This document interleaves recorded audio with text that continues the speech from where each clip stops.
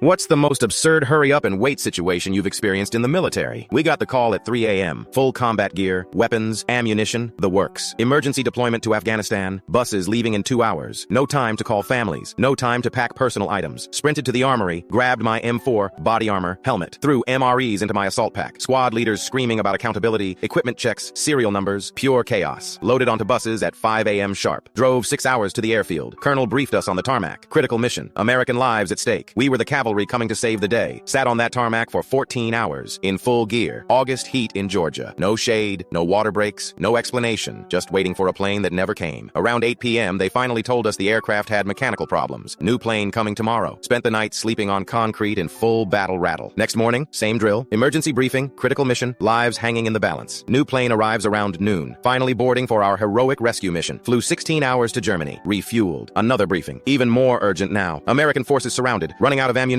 We were their only hope. Landed in Afghanistan at 2 a.m. local time. Buses waiting to take us to forward operating base. Drove through the night, expecting to roll straight into combat. Arrived at the FOB around dawn. Command post buzzing with activity. Radios crackling, maps everywhere, officers barking orders. This was it. The big moment. Then some captain walked over with a clipboard. Welcome to Afghanistan. Report to Tent City for billeting. Chow Hall opens at 7 a.m. Your deployment officially starts next Monday. Turns out the emergency was completely fabricated. Some general wanted to test rapid deployment capabilities. We were the test subjects. No Americans in danger, no rescue mission, no urgent anything. The kicker? We'd been replacing a unit that had been ready to go home for 3 weeks. They'd been packed, saying goodbye, already mentally checked out. Command kept extending their departure date. Those guys watched us stumble off the buses after our 48-hour emergency journey. They'd been sitting in the same tents, playing cards, counting down days that kept getting added back to their calendar. One of them walked up, shook his head, and said, "Welcome to the suck, boys. We've been hurry up and waiting to leave since last month. Spent the next 7 days sitting around doing absolutely nothing. No missions, no training, no purpose. Just existing in a forward operating base, waiting for our deployment to officially begin." The unit we replaced finally left on Friday. They'd been deployment ready for almost a month. Missed their kids' birthdays, anniversaries, graduations, all because some general wanted to run a surprise drill. When Monday rolled around, our first official mission was to inventory the equipment they'd left behind. Exciting stuff. Really justified that emergency deployment. Learned later that this happened regularly. Units getting activated on zero notice for non-existent emergencies, then sitting around for weeks doing nothing meaningful. The best part? When we finally got home 11 months later, they pulled the same stunt on another unit. Emergency deployment. Critical mission. Lives at stake. Those poor bastards probably spent their first week in Afghanistan playing cards and wondering what the hell they'd gotten themselves into. Military planning at its finest. Rush like your life depends on it, then wait like time doesn't exist.